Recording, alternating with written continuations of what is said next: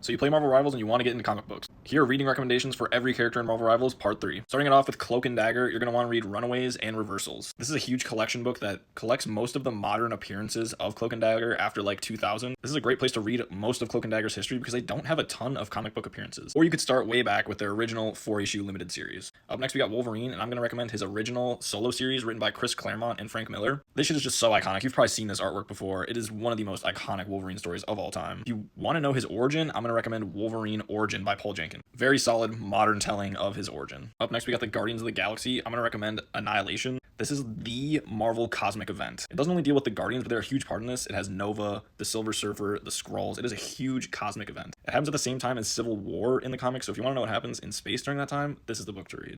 You're going to want to read the Guardians of the Galaxy run from 2000.